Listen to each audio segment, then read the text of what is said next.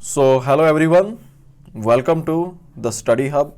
तो हम आपकी इन्वायरमेंट एंड इकोलॉजी की सीरीज़ को कंटिन्यू कर रहे हैं। ये लेक्चर नंबर 2 है। लेक्चर नंबर 1 में हमने बेसिक आइडिया लिया था इन्वायरमेंट एंड इकोलॉजी का। हमने देखा था इन्वायरमेंट क्या है, इन्वायरमेंट की डिविजन्स हमने देखी थी, lithosphere, hydrosphere, atmosphere, biosphere. Ecology के बारे में जाना था, लेवल ऑफ ऑर्गेनाइजेशन के बारे में बेसिक आइडिया लिया था। आज हम इन लेवल ऑफ ऑर्गेनिज्म को, लेवल ऑफ ऑर्गेनाइजेशन को अच्छे से डिटेल में पढ़ेंगे। ओके, अब बात करते हैं पहला लेवल ऑफ ऑर्गेनाइजेशन जो है वो है आपका ऑर्गेनिज्म। ऑर्गेनिज्म से शुरू होता है, ठीक है। तो सबसे पहले ऑर्गेनिज्म आ जाएगा जिसके अंदर एक इंडिविजुअल आएगा, और उसके बाद पॉपुलेशन के अंदर बहुत सारे इंडिविजुअल सेम स्पीशीज के आ जाएंगे। ओके, और कम्युनिटी के अंदर फिर अलग अलग स्पीशीज आ जाएंगी। तो अब बात करते हैं ऑर्गेनिज्म की। तो ऑर्गेनिज्म क्या रिप्रेजेंट करता है? एक इंडिविजुअल लिविंग बीइंग को, किसी एक हाथी को, किसी एक डॉग को, किसी एक ह्यूमन बीइंग को। ओके, ये आ गया एक ऑर्गेनिज्म। कोई माइक्रो ऑर्गेनिज्म भी हो सकता है, कोई प्लांट भी हो सकता है। ओके, मैं एग्जांपल के लिए आपको एक एलिफेंट लेकर चल रहे हैं, ठीक है। तो कोई एक एलिफेंट, ये आ गया आपका एक ऑर्गेनिज्म।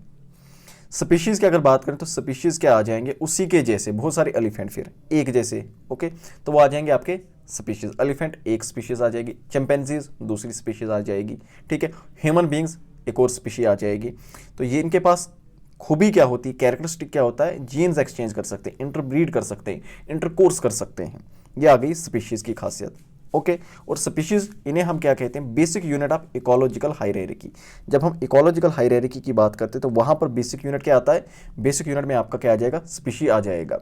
अगर हम बेसिक यूनिट आप बियोलॉजी की अगर हम बात करें, बायो जब हम पढ़ते हैं तो वहां पर बेसिक यूनिट क्या आ जाता है? बेसिक यूनिट सेल आ जाता है, ठीक है। तो सेल से शुरू करते हैं, टिश्यू आ जाते हैं, सेल ऑर्गेनीज आ जाते हैं, ऑर्गन आ जाता है, उसके बाद ऑर्गन सिस्टम आ जाता है, और उसके बाद क्या आता है? उसके बाद आपका इंडिविजुअल आता है, एक ऑर्गेनिज्म आता है। लेकिन यहां पर हम किससे शुरुआत करते हैं?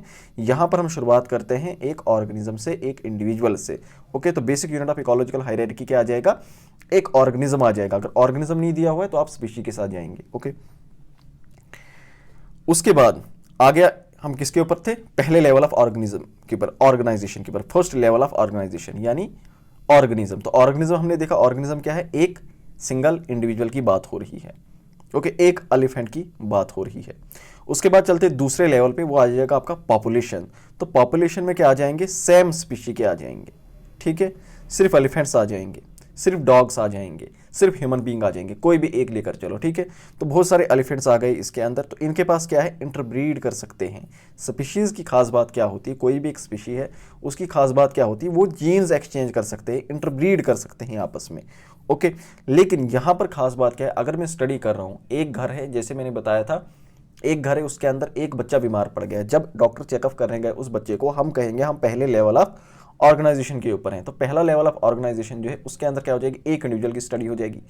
फिर जब बाकी मेंबर भी बीमार पड़ जाएंगे, उसी उसी घर के सेम है, ओके, उसी घर के सारे इंसान हैं, उस घर में कुछ पेट भी होंगे, ठीक है, लेकिन हम इंसानों की स्टडी कर रहे हैं।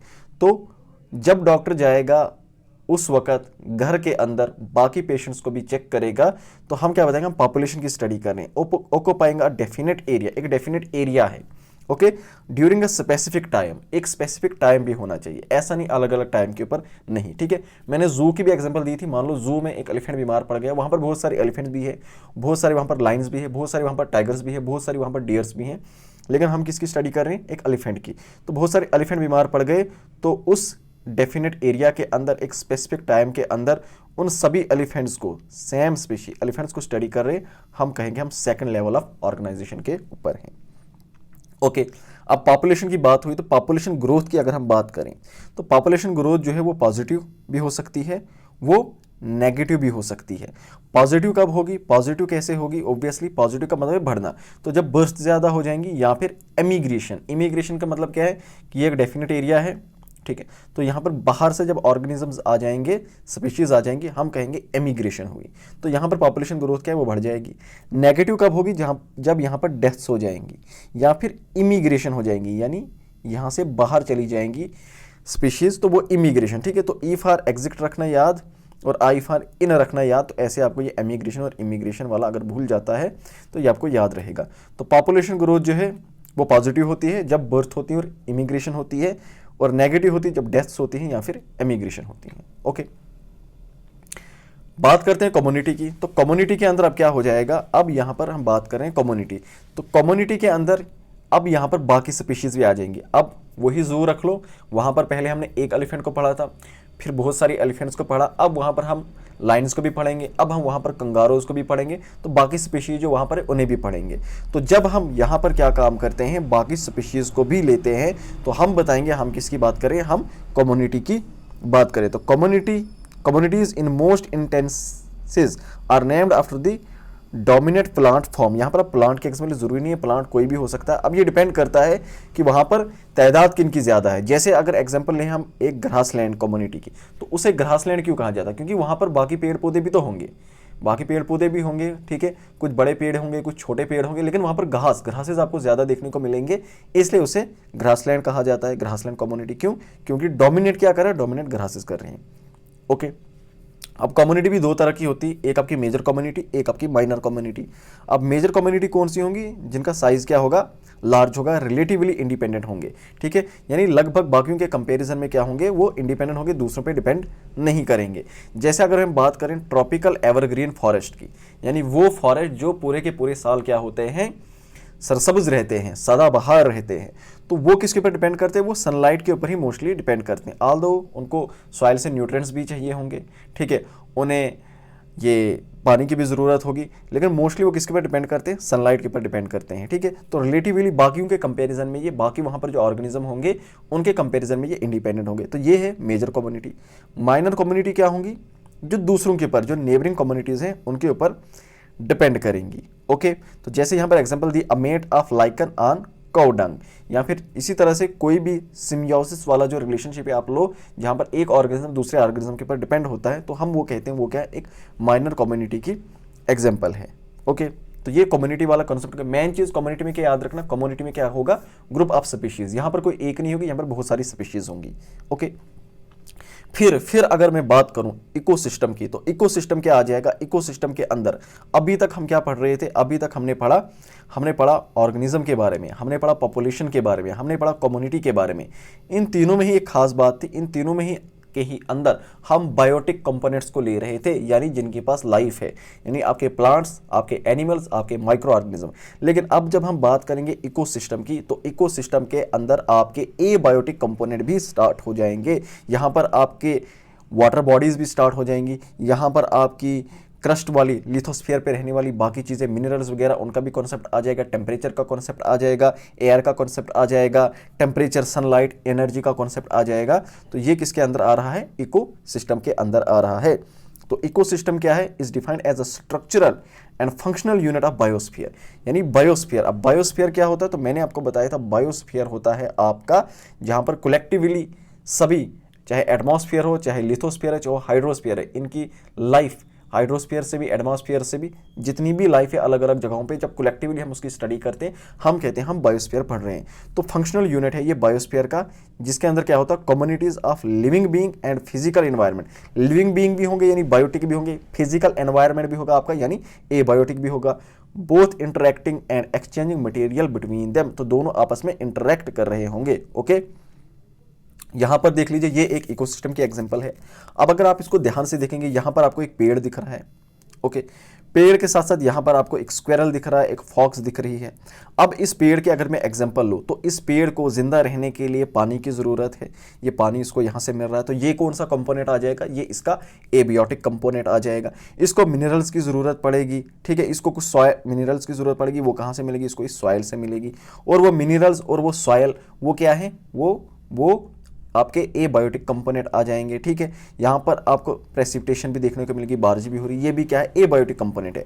अब प्लांट को जिंदा रहने के लिए फोटोसिंथेसिस करनी होती है, अपना फूड वो बनाता है फोटोसिंथेसिस से। तो फोटोसिंथेसिस के लिए क्या क्या जरूरी है, H2O चाहिए भाई, ठीक है, क्या चाहिए आपका, H2O चाहिए। उसके अलावा क्या चाहिए, कार्बन डाइऑक्साइड चाहिए। तो कार्बन डाइऑक्साइड चाहिए, तो वो CO2 से कहाँ से मिल रहा है, वो उसे एटमॉस्फेयर से मिल रहा है। ये कौन सा कंपोनेंट है भाई, ये आपका एबायोटिक वाला कंपोनेंट है, ठीक है। मिनरल्स की जरूरत है, तो मिनरल जो है आपके एबायोटिक कंपोनेंट है, वो कहाँ से इसको मिल रहे हैं, सॉइल से मिल रहे हैं। उसके अलावा इसे क्या चाहिए, इसे सनलाइट चाहिए, तो सनलाइट जो है इसे कहाँ से मिल रही है, सन से मिल रही है, ठीक है। तो इसी तरह से और इसको क्या चाहिए, इसे पानी भी चाहिए, इसे कार्बन डाइऑक्साइड भी चाहिए, इसे मिनरल्स की भी ज़रूरत है, इसे सनलाइट की भी ज़रूरत है। ओके, तो इनके प्रेजेंस में ये क्या करती है, ये आपकी फोटोसिंथेसिस करती है और ये बनाती आपका ग्लूकोज C6H12O6, ठीक है। और ये इसकी फूड है, इसी फूड को ये कंज्यूम करती है। अब यहाँ पर आप देख सकते हैं, तो ये पेड़ हमने देखा ये किस किस के ऊपर डिपेंड है, ये डिपेंड है इस पानी के ऊपर, ये डिपेंड है इस सन के ऊपर, ये डिपेंड है किसके ऊपर, बारिश के ऊपर, ये डिपेंड है एटमॉस्फेयर के ऊपर ऑक्सीजन के लिए, ये डिपेंड है मिनरल्स के लिए। अब इस पेड़ के ऊपर एक फ्रूट बनेगा, उस फ्रूट को ये स्क्वेरल खाएगी। ओके, इस स्क्वेरल को मानते हैं ये फॉक्स खाएगी। अब ये स्क्वेरल जो है, इस स्क्वेरल जब इस पेड़ को खाएगी, इसके फल को खाएगी, तो ये कुछ एक्सक्रीट भी करेगी, एक्सक्रीट करेगी तो वो एक्सक्रीट करके कहाँ पर, इस मिट्टी में चला जाएगा। यहाँ पर उसके ऊपर कुछ डिकम्पोजर पढ़ेंगे, डिकम्पोजर जब पढ़ेंगे तो वो मिनरल्स वहाँ से अलग हो जाएंगे, वो मिट्टी के अंदर चले जाएंगे। ओके, और उन मिनरल्स को वापस से ये पेड़ ले लेगा। तो इस तरह से साइकिल कंटिन्यू चलता जाएगा। ओके, तो ये बात आपको समझ आई। तो हम देखते हैं कि यहाँ पर ये पेड़ बायोटिक है, ये स्क्विरल बायोटिक है, लेकिन इसके अलावा बाकी चीज़ें आप देखें ये एबायोटिक है। तो इकोसिस्टम के अंदर बायोटिक एबायोटिक दोनों चीज़ें होती हैं, एक दूसरे के साथ इंटरेक्ट करती हैं, एक दूसरे के साथ मटेरियल एक्सचेंज करती हैं और इसी तरह से इसी रिलेशन में ये रहती हैं। तो इकोसिस्टम जो है साइज में वेरी करता है, लेकिन बेसिकली फंक्शन क्या होता है, फंक्शन यही होता है एक दूसरे के साथ इंटरेक्ट करते हैं, मटेरियल एक्सचेंज करते हैं। तो मैंने आपको बताया इकोसिस्टम क्या हो सकता है, छोटा हो सकता है, एक सिंगल पेड़ का जितना भी हो सकता है जैसे मैंने आपको ये दिखाया, या फिर इतना बड़ा हो सकता है कि पूरा पूरा एक फॉरेस्ट हो सकता है। ये डिपेंड करता है आप स्टडी किस लेवल के ऊपर कर रहे हो। ओके, अब इकोसिस्टम की अगर हम बात करें तो इकोसिस्टम ये जो टर्म है ये किसने दी, A.G. टेंसली ने दी है 1935 के अंदर। Okay, very important. अब इकोसिस्टम के कंपोनेंट क्या है, अभी हमने देखे, एक तो आपके एबायोटिक कंपोनेंट्स है, दूसरे आपके बायोटिक कंपोनेंट्स है, ठीक है। तो कंपोनेंट्स क्या क्या आ गए आपके, एक आ जाएंगे आपके एबायोटिक यानी जो फिजिकल कंपोनेंट्स है जिनके पास लाइफ नहीं है, और दूसरे आपके बायोटिक कंपोनेंट्स जिनके पास लाइफ है। तो ये एबायोटिक कंपोनेंट्स, ये बायोटिक कंपोनेंट्स, इनको हम कल अच्छे से डिटेल में पढ़ेंगे क्योंकि बहुत इंपॉर्टेंट है और यहाँ से क्वेश्चंस आते हैं, ठीक है। तो उम्मीद करता हूँ आज जो आपका लेक्चर हुआ ये आपको पसंद आया होगा, ये आपको समझ आ गया होगा। So thank you so much, bye bye, take care.